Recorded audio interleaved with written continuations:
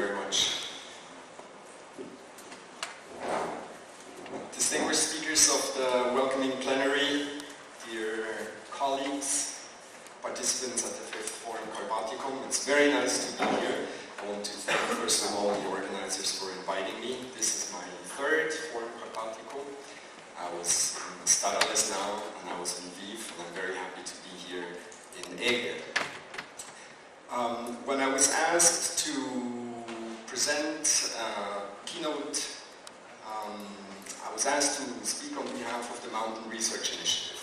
I'm the co-chair with Rolf Weingartner of the Mountain Research Initiative, but at the same time I'm also a professor at the University of Geneva, where I'm the director of the Institute for Environmental Governance and Territorial Development. I'm a social scientist, I study international relations, and I have a focus since many years on transboundary governance in mountain regions. And when I thought about what to speak about to you here, of course I was asked, thanks also to the funders from the German Ministry of this conference, to speak also to the link between science and policy and practice. And now, why would I speak to scientists about the 2030 agenda? Good question. It's in my daily work as a scientist. The 2030 agenda appears somewhere, but it's usually something considered quite global, quite far removed. But I also teach a lot in sustainable development. I'm involved in practitioner-based initiatives, and there the 2030 agenda is very important. So I wanted to take up the challenge and talk to you about the 2030 agenda and develop 3 points about how it matters to scientists. And the take-home message, in a sense, is that the degree to which the scientists take up the challenge of thinking about and working with the 2030 agenda will have a positive influence too on the interface between scientists, practitioners, and policymaking. So the 3 points that I want to develop, the 3 reasons why scientists should be interested in the 2030 agenda concerns, first, its integrated and indivisible character. Second, the issue of scale, the importance of localizing, of bringing down these global goals and targets to different national, local, regional levels. And of course, the regional level is very important, as we're here at the Forum Carpaticum. And then finally, the transformational ambition of the 2030 agenda.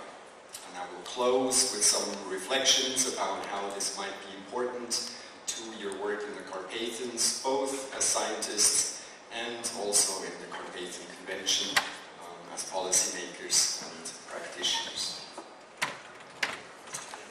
Let me get to the first reason of why the 2030 agenda might be of interest and should be of importance to scientists, and that's its integrated and indivisible character.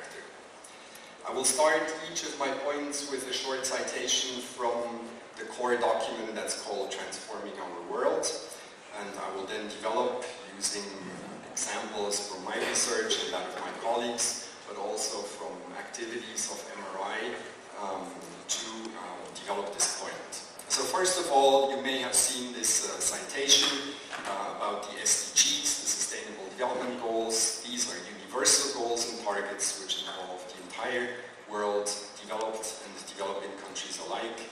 They are integrated and indivisible and balance the 3 dimensions of sustainable development. Now, this is often proposed as one of the innovative features of the 2030 agenda, but of course the integrated notion underlying sustainable development is nothing new. In fact, since we had the emergence of the 3-pillar model of sustainable development with the economic, social, and environmental pillar already in the 1990s, we've had this idea that it should be something interdependent, something integrated. We've had this notion as well with the MDGs, the Millennium Development Goals, which are the predecessor of the Sustainable Development Goals, and now we have the Sustainable Development Goals and this strong focus on the integrated and indivisible character. You will notice that we move here from 3 pillars to 8 MDGs to 6 to 17 SDGs. We have 169 targets, and perhaps the fact that we are moving to something more comprehensive but also something more fragmented shows us the need to emphasize this integrated and indivisible character. It's not uncommon these days that you, especially policymakers, that you would run into people who tell you, oh, tomorrow I'm working on 16.1 and yesterday I had a meeting on 7.3. In the sense that these numbers for the targets start to substitute for the themes of the Sustainable Development Targets and start to substitute for the general notion of sustainable development itself. With these icons, these colorful icons of the SDGs, it's very easy to pick out what you work on and then claim that you are doing sustainable development. And that is a huge challenge for policymakers and practitioners, but it also reminds us of some of the challenges that we have as scientists. And I quickly want to address here 4 boundary challenges, boundaries that we need to transcend as scientists. And of course, these are not so new to scientists either, especially as concerns the first one, the boundaries between disciplines, called wine and bowels. In the Science for Carpathians, which is an interdisciplinary group, but in many other regional scientific networks in mountain areas, the challenges of interdisciplinarity are the bread and butter of the day. At MRI, we have 2 flagship initiatives at the moment. One is concerned with social ecological systems, where we try to reinforce a social scientific dimension in MRI, and the difficulties of even finding the right terminology between natural scientists and social scientists, never mind the humanities, are very present. I think it's becoming perhaps more difficult in the sense that through sustainable development, more and more disciplines are becoming part of the dialogue, and the disciplines themselves are evolving, new disciplines emerge, hybrids of disciplines, and even within science, sometimes I feel that I, as a social scientist, don't really fully understand the way in which natural scientists divide up or join together different issue areas and disciplines, and vice versa. But between scientists and practitioners and policymakers, that is certainly the case. One tool that I've found useful in my research, but also in teaching, is that of traveling concepts, where we have certain notions such as system, order, resilience, adaptation, that are used systematically in different disciplines, sure in different ways, but across these traveling concepts often we find that we can find common ground.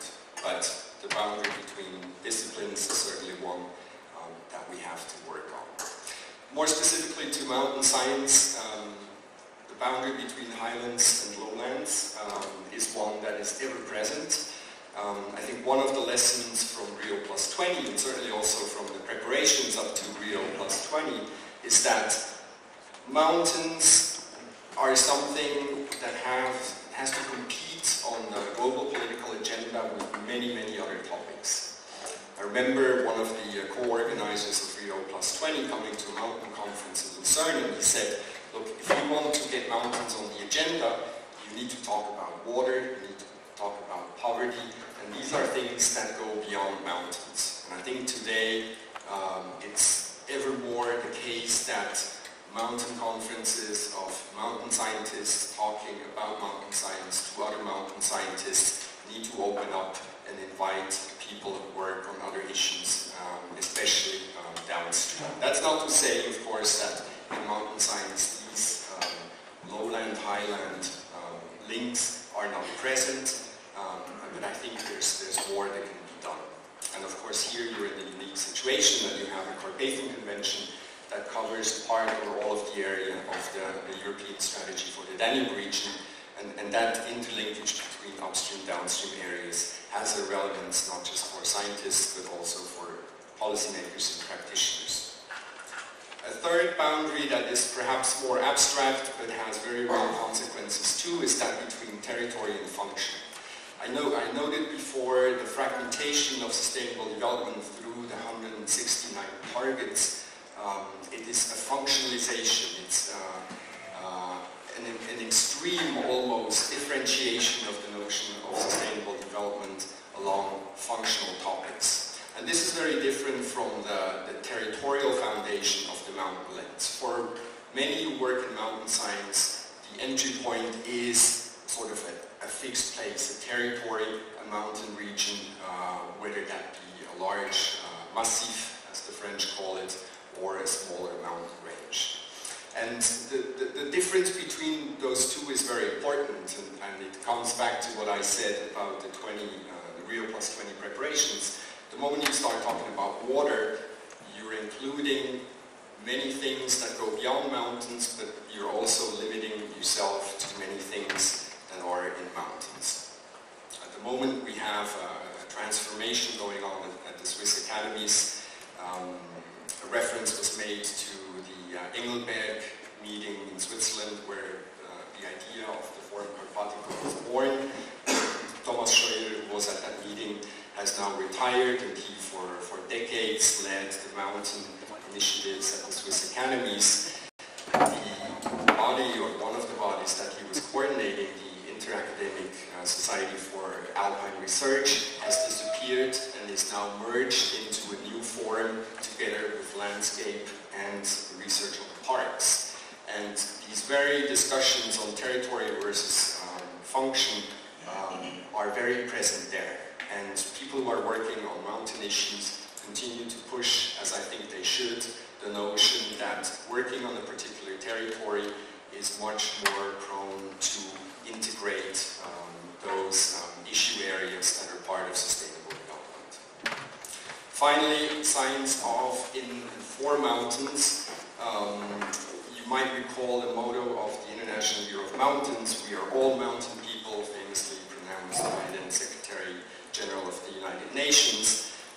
It reminds us that, yes, we are all mountain people, but we do make a big difference between scientists, policymakers, and practitioners. At the moment, I have a research project in Geneva where we work on professional identities of people involved in promoting interdisciplinarity in sustainable urban development, never mind the topic, but one thing that we find is that, yes, these professional identities are important, but I think they're also cliches in many times. Scientists are often found among policymakers. Practitioners always are involved in some degree in policymaking, and science, in a sense, is a practice as well. So I think when we talk about these boundaries between policymakers, scientists, and practitioners, we should be aware that the boundaries between them are quite fluid, and once recognized, I think the dialogue becomes much easier. Now, what does that mean in concrete terms for this first point about why the 2030 agenda should matter to scientists? This is a little tool that was developed by a number of scientists who published this working paper for the International Council for Science to get to the idea of how to analyze the interactions between SDG targets. So we have 169 targets, that's a lot. We know everything is interdependent, but what does that really mean? Is there something like more interdependent or less interdependent? So they developed this scale of different types of interactions, ranging, as you see, from -3 of cancelling, where you have the pursuit of one SDG target, completely cancelling out any effort to pursue another one, and on the other side, +3, indivisible, where you really have SDG targets that cannot be reached without also working on another one. I'll let you think about what that means in science. Of course, in an interdisciplinary context, even quantitative social scientists cannot do their work without using the tools coming from other disciplines. That's just one example. So with these tools, people have started doing some interesting analyses. And here's an example from Sweden, where an expert group consisting of scientists, policymakers, and practitioners picked out 34 targets that are of particular relevance to the context they analyzed. I don't think it was the whole country of Sweden, it was a large urban area. They put those in a matrix, and for each interaction between the targets, they assessed whether it was cancelling or whether it was indivisible. And the result that you see here shows this analysis where dark red represents cancelling, where you really have the pursuit of two SDG targets that don't work well together, and yellow is neutral, and green is reinforcing or indivisible. What you clearly see, and which might have come to a surprise to the people involved in this exercise, is that the interactions are largely neutral, overwhelmingly neutral, or positive, which in a way goes against this critique that sustainable development is inherently a contradictory notion. When I first saw this, I was very surprised, and I started using this tool in teaching, excuse me, and time after time, the matrices that emerged showed exactly this. The interactions were overwhelmingly positive and very few negative interactions. Now, MRI has started using this tool as well. MRI is involved in something called the SMD4GC initiative, Sustainable Mountain Development for Global Change, funded by the Swiss Development Cooperation, implemented by the Center for Development and Environment at the University of Bern. And just this spring, they organized a series of workshops in 5 mountainous countries, Nepal, Uganda, Kyrgyzstan, Ecuador, and Switzerland, where the workshops were carried out with the very same approach, i.e. a certain number of SDG targets were given, a certain number of SDG targets were to be picked according to priorities to the particular country context, and then the interactions were analyzed.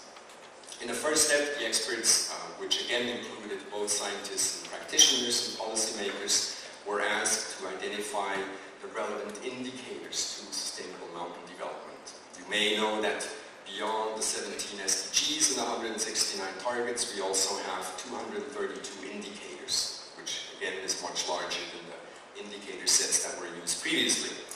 And here you have, I won't go into the details of what these indicators stand for. The point that I wanted to bring out here is that these indicators are currently worked on by something called the Interagency Expert Group of the High-Level Political Forum. They're differentiated into 3 tiers, where tier 1 is representing the indicators where the methods are really solid and the data is available. Tier 2 is where either the methods are not accepted scientifically or the data is not available. And tier 3 is where both the methods and the data is not really available. And you see that more than half of indicators that are of relevance in the eyes of these experts in mountain areas fall into the category where either or both the methods and the data are not available, which is an important finding there. Then as concerns the interactions, I was going to show you the actual matrix, but the working paper where this is in is still embargoed, so you'll have to wait until it's published online. But just to give you the gist of it, the high priority SDGs that were identified for sustainable mountain development in those countries were life on land and climate action, which were clearly standing out, clean water and sanitation, gender equality, zero hunger, and no poverty. And again, the interactions were largely reinforcing and enabling. Rarely were there any interactions identified as cancelling or contradicting each other.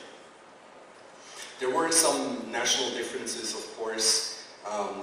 One example of a national difference was that in Ecuador and Kyrgyzstan, for instance, the interaction between core priority issues such as poverty, life and land, and hunger were considered to be much closer than they were in Switzerland, for instance. So in Switzerland, those different SDG areas were considered much more separate, or were considered as areas that could be worked on much more separately. The second reason why SDGs and the 2030 Agenda should be of interest to scientists has to do with the importance of scale. Here again, a citation that I'll let you read concerning the importance of scale.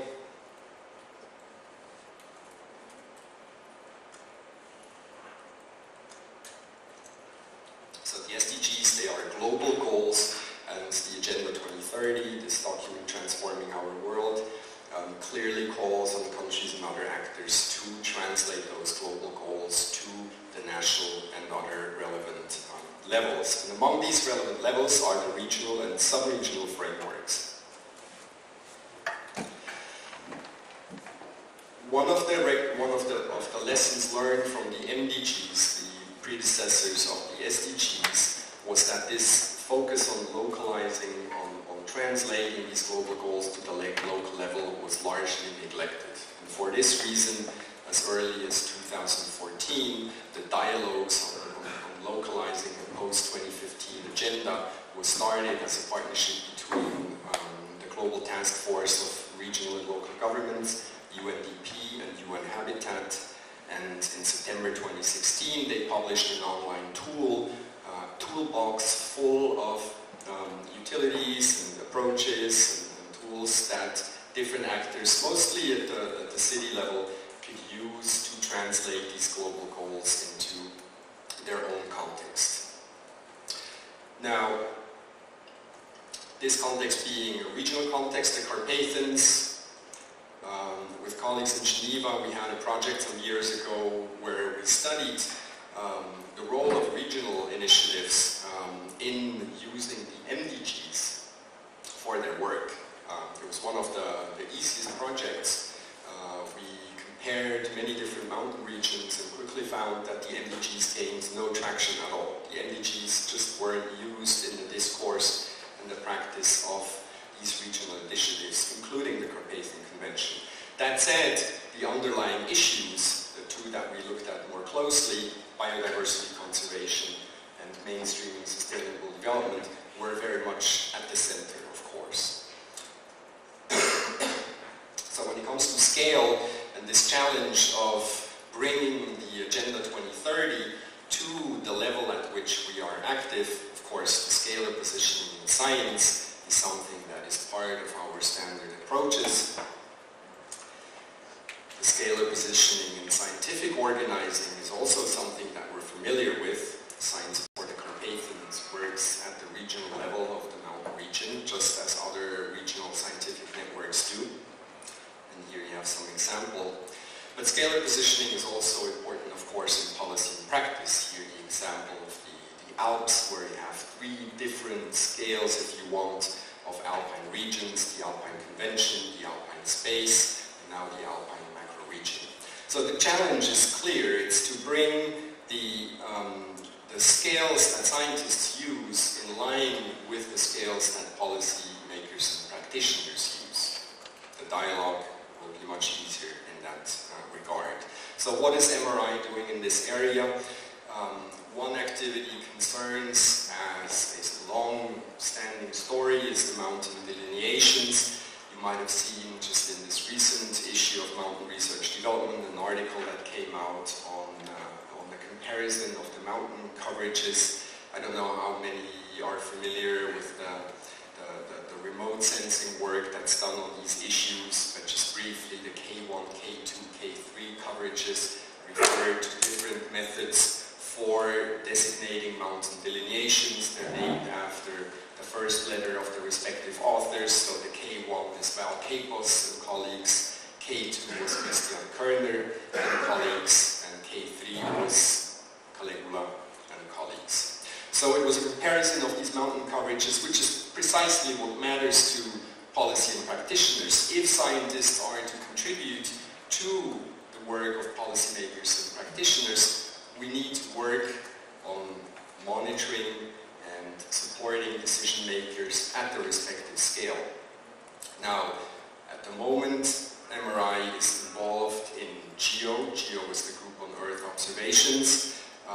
as a participating organization, as a member of the GEO program board, but also as the co-lead of an initiative called the Global Network for Observations and Information on Mountain Environments. And one of the initiatives, or one of the objectives in this GeoGNOME initiative is to work towards a K4. You might wonder, why do we need still another one if the first three already don't overlap?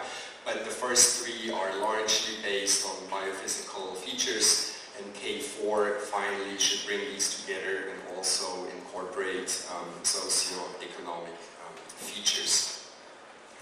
A lot of work in this area will go through GEOS. GEOS, if you don't know, is the Global Earth Observation System of Systems.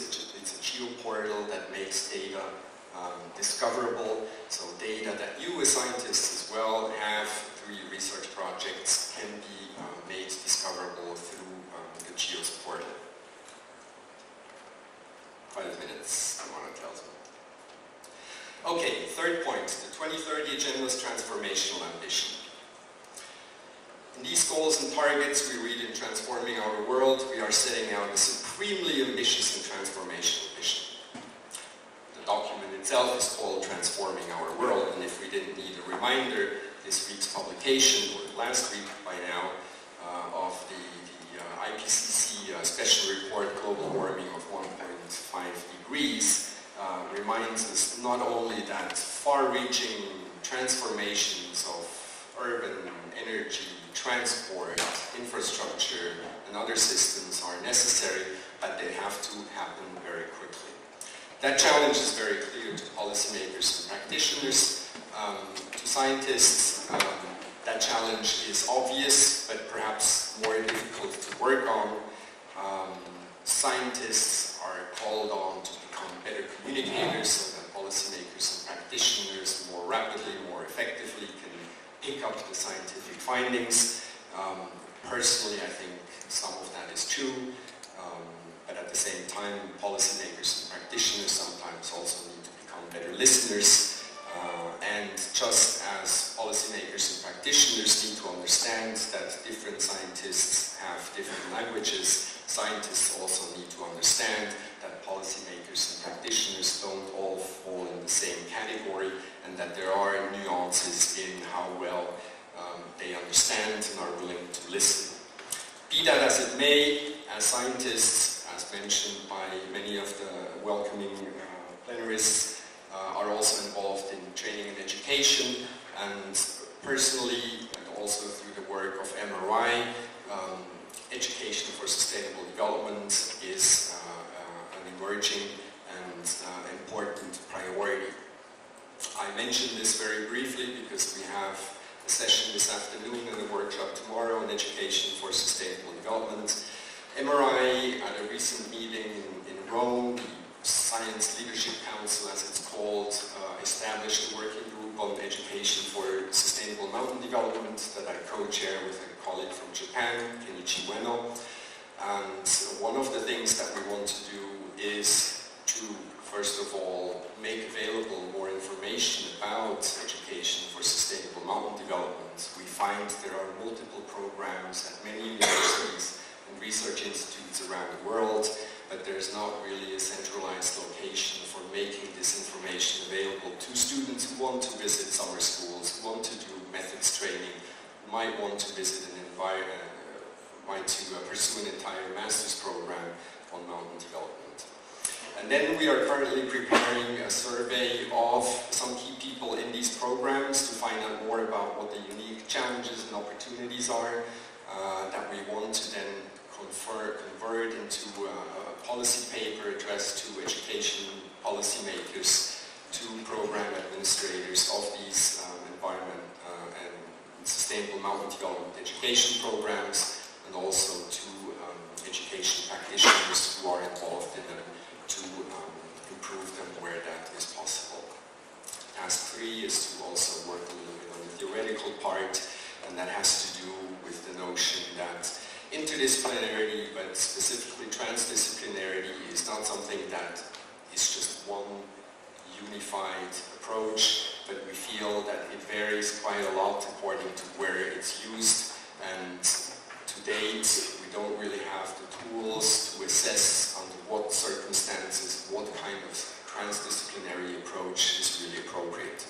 We have anecdotal evidence that doing transdisciplinary in the Caucasus is very different from doing it in Kenya, is very different from doing it in China, but for scientists who are interested in getting involved in this, and for practitioners who want to engage scientists to co-produce knowledge, these differences are very important.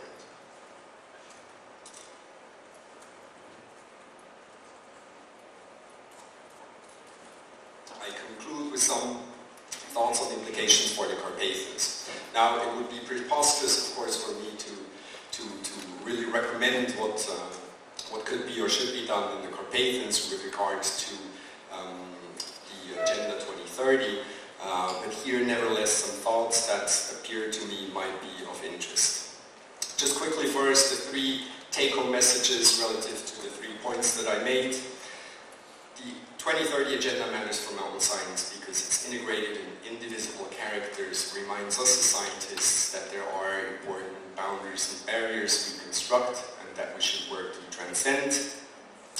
The 2030 Agenda is called to adapt the goals and targets to local circumstances, reminds us to be attentive to the scales at which we work and how they align with those of policymakers and practitioners.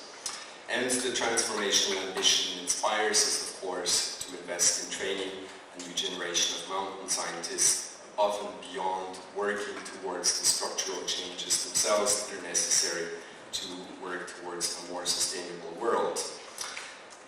Again, in line with these 3 points, here's some ideas. SDG interactions. We find that in the Mount Lending project that I cited before, regional initiatives have not really appropriated the MDG language and tools. I think with the SDGs this ought to change, not only because the Transforming Our World document calls on it specifically, but things like the S4C research agenda or the Carpathian Convention protocols could be analyzed in terms of the SDGs and the targets that they pursue. One reason for doing this is, of course, there are never enough resources to do everything, and the tools to analyze the interactions, such as these matrices that I showed before, which can be carried on to network diagrams that really help identify leverage points, multipliers, and difficult areas. They can help with prioritization, resource mobilization, alliance building, but also international comparison. More and more, of course, the countries are called upon to report on their progress towards sustainable development under the 2030 Agenda with national voluntary reports, but other bodies, cities, sub-regional governments increasingly do this too, and I think it's a promising way to work on SDG interactions. Scaling SDGs, localizing SDGs. I think this development of the mountain delineations is important. Of course, you're in the unique position of having, I believe, a convention that doesn't have a fixed perimeter, but the objectives you set in the convention, the scientific objectives that you set in the research agenda, nevertheless have some spatial connotations. And I think that the work towards a K4 mountain coverage that finally takes into account as well socioeconomic parameters is promising, as it will allow more closely to support science and practice. So concretely, as I've shown for the SND4GC initiative of MRI, there are great gaps in the methodological foundations for Tier 3 indicators. You can find all this information on the web under the high-level political forums work on these indicators. Each indicator has a custodian agency. You can find out who they are. You can find out the status of the methods of these indicators. There's really important work needing to be done there. And of course, the idea there being that it can help support the monitoring of the research agenda of S4C and convention implementation. In the Caucasus, one region where I'm quite closely involved in, we're trying to do this with an emerging research agenda. S4C has been a great inspiration to us in developing such a research agenda and organizing a Caucasus Mountain Forum. And I know it's difficult work because it's work that takes us scientists away from real scientific work. But in terms of being able to talk to policymakers and practitioners, I think it's really important. Finally, transformative ambition of the 2030 agenda. I think as scientists we have inherently the wish to transform the world. One way that I see as a promising way to do this, of course, is through teaching, training, coaching our next generation of scientists. Thank you very much, and I'll be happy to take questions and comments.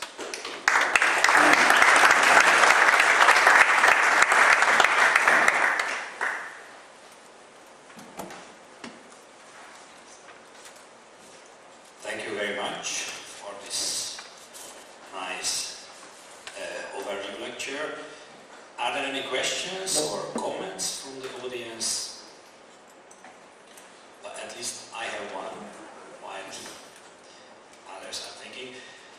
You showed that matrix of the SDGs, whether there are contradictions or not. And there were very few red ones. And considering that SDGs are, no poverty, no hunger, and such goals, which are really great, but to have no hunger, we need to intensify agriculture, which is against the environmental goals. Also, if we don't want poverty, we need high level of living standard, which need economic development. And in the last 1 or 2 centuries, we experienced that these are extremely contradictory goals. So I have rather big question marks when I'm looking on this very yellow and green matrix. What is your opinion on that? Very good question. Thank you very much. It's a question that we have been grappling with ourselves. If the first reaction was surprise when seeing this matrix, of course the second as scientist was suspicion. I think one of the answers to the question is that this analysis has to be done at the level of targets and not at the level of goals, because the goals are so broad that we can pick any dimension of the goal that will contradict with some dimension of another goal. And of course, we still have this 3-pillar model of sustainable development in our mind where on the surface, environmental conservation and economic development just don't go together. So I think once you get to the level of the formulation of the targets, it becomes more difficult to find negative interactions. And the second part of the answer to the question is that, of course, in a sense, the cards are stacked because the formulation of the targets puts the emphasis on the positive aspects of that particular goal. So yes, we have an SDG on industry and economic development, on urban development, but when you read the targets, it's all about sustainable industrial processes, it's about sustainable urban development. So the targets in a sense are formulated in a way to avoid perhaps a priori the kinds of contradictions that you cite. And the conspiracy theorists and wonder whether the SDG targets were formulated with that in mind. I'm not sure, but it remains something to be grappled with, and the scientists to also approach with some critical caution. Thank you.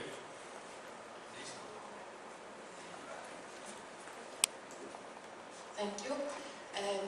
I would like to stay on this slide with this, as I'm curious what the red spots are. As you know, I'm working on an energy research program looking at the impacts of green energies on the environment but also on the society. And there are so many things, and I think this is also reflecting this. There are so many things we do. We actually have a good intention. We want to make the world a better world. but we always have some impacts which we didn't anticipate. So I can't believe that we can really do as good as presented on this graphic. So could you tell me more about the red spots and maybe also where the energy topics are covered in this graphic? I'm not sure that the quality of the image here is good enough to really identify clearly, but I see, for instance, this one here, for instance, would be at the intersection of 7.2 or 3 and 4.6. So you tell me now which these are. I have no idea. One way that I started learning them is use this as a bookmark in my notebook. So 4 is quality education and 7 is clean energy. Now, you wonder how could clean energy and sustainable education be contradictory? But there, again, as I mentioned in response to the first question, you need to look at the formulation of the targets. The citation is there. I guess the organizers will put the presentation on the web so you can look up specifically what these are. I think it's also important to note that this is not a post facto evaluation. It's a prospective analysis in the sense that the question that is posed for constructing this matrix is, if we were to pursue such and such target, what would that do to the pursuit of another one? So the unintended consequences we don't know until after. There are a number of factors that determine the way the interactions actually manifest in different contexts. You have levels of technology, you have levels of governance, you have directionality in the sense that one target can influence the other, but not the other way around. There are 5 or 6 of those factors that determine them. But it would be interesting to apply this tool, of course, retroactively to, say, the last 5 or 10 years, or maybe to apply them to the specific objectives under the MDGs, and it might show up more red. What was interesting to see is that in the study that MRI did with CDE on the different mountain countries, it was similarly very rare that red or orange showed up. Maybe it's also because people who did these matrices were inherently optimists.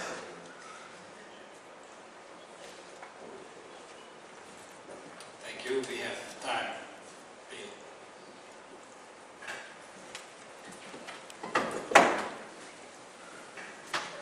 Thank you, Jörg, for that very interesting overview. I want to stick with this too, but ask a slightly different question.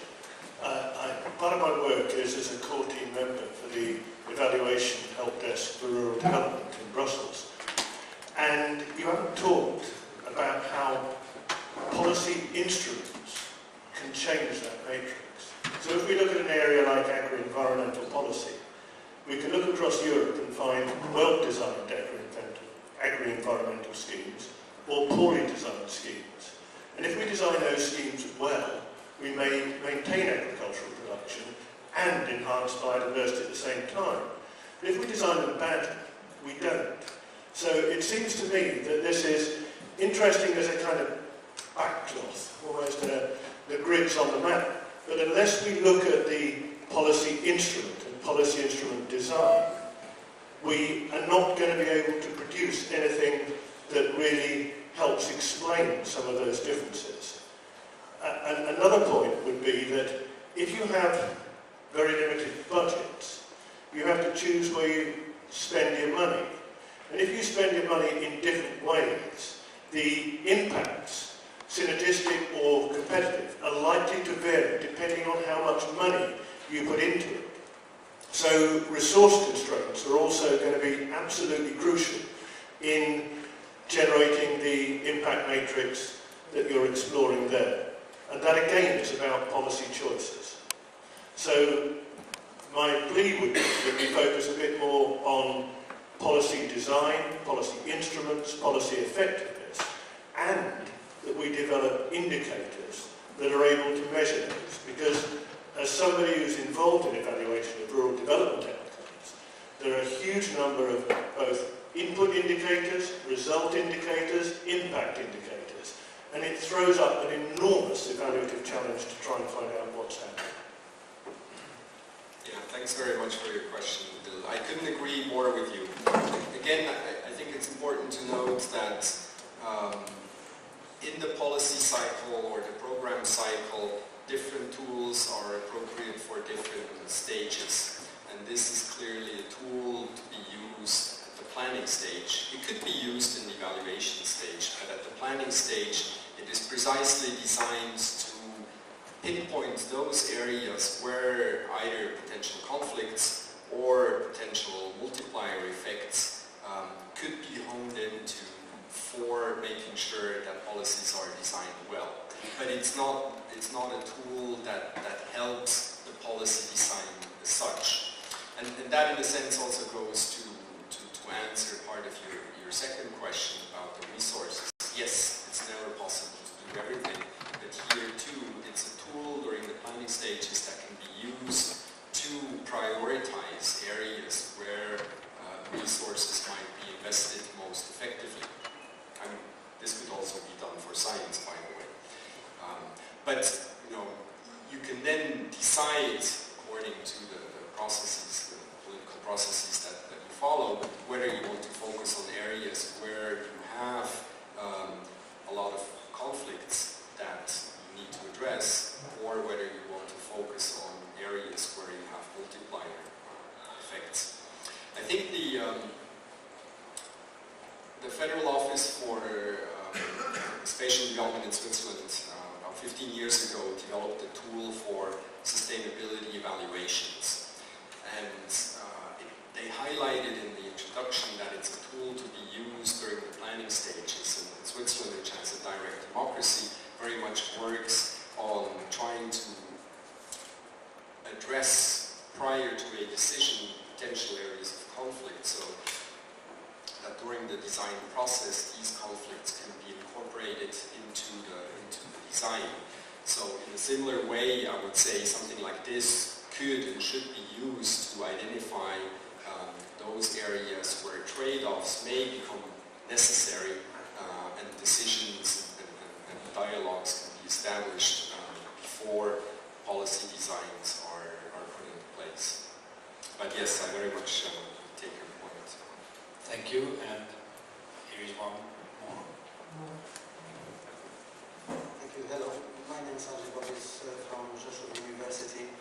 I'm a bit puzzled with the emphasis you put on the issue of the training and the coaching of new generation of scientists. As an aging scientist from Rzeszów University, I was wondering whether it's about some new trajectory of training, or it's the same as the classic one through driven by personal passion, pursuit of truth, university schedule, or you have something different in mind? Yes. Could you elaborate a bit? Yes, thanks very much for the question. Very, very well that you address it here, and maybe this will inspire some of you to also come to the workshop tomorrow afternoon and the session this afternoon. Indeed, education for sustainable development is in part based on traditional values of what makes a good teacher and coach and supervisor. And the pursuit of truth, whatever truth might be, passion certainly are part of that.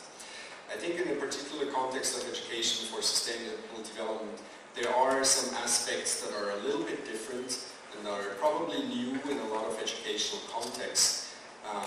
These relate to things like action-oriented learning, learning-centered teaching. Teaching starts with a reflection on what students should be able to achieve at the end of a course or at the end of a degree, how modalities of evaluation can be designed to make sure that these objectives are reached. The second part of the Bologna process, basically. Education for sustainable development, I think, also builds on the idea that students, and students here I use in a broad sense of any level, and us as teachers too, because we never stop learning, it's a lifelong process, but that education for sustainable development should work towards enabling learners to have a transformative impact. And that transformative impact in the context of education for sustainable development often happens through some kind of experience of disruption. This might be very destabilizing, but it is part of the pedagogical philosophy underlying education for sustainable development, that unless we have some moments of being lost because our traditional ways of interpreting the world don't really work anymore, we don't really learn to adopt new ways of seeing the world, new ways of acting in the world. But that, of course, is a huge challenge for the teachers, as we all know, because once students start to retreat because they don't get it anymore or they don't want to get it, we need to be there to work with them to bring them on a new track. So there are some elements that are different, but certainly passion, pursuit of truth remain central. Thank you, and maybe the final. I don't know if it's final, but I was very much intrigued by the table you showed. And I think, my comment would be, I think probably the moment of truth will be when we will assess the progress that we have made towards the achievement of the SDGs. And I think we can also see that on some SDGs we seem to be more successful than on others. While, for example, with eradication of poverty, there's super great progress. The environmental, let's say, dimension seems not to be so easy, and there are not very great achievements in the field of climate change or in the field of biodiversity. So probably it's going to be relevant of how much of these red dots we can turn into green with the right approaches. And for example, today in the Carpaticum context, we're going to have discussions about the large carnivores. They might be perceived as red spots in some conflict of interest in the moment, but they should turn into green spots. In this respect, I think it would be very interesting to pursue analysis of SDG achievement in Carpaticum Convention. Also bearing in mind that Carpaticum Convention is older than the SDGs. It was born in 2003, so it should be really see what is, where are we further and where are we maybe having some blind spots. I think it would be really interesting analysis, not only for the indicators, but also what you talked about the delineation and the scope. And I would also like to somehow revitalize this cooperation and discussions about what are the spaces and what are the mountains and how to interact with the different definitions of space, like the Danube region and so on, and the Danube space and so on and so forth. And hopefully maybe we could have some kind of workshop together in the not too far future on that. So thank you very much for your very good presentation from my point of view. Thank you for your comment. Thank you very much, and we are just finishing our session. It's time, so I have to thank again for this great plenary. Thanks for all the audience being here, or distinguished speakers, and we will continue at 11, and until that we have now a coffee break. So welcome.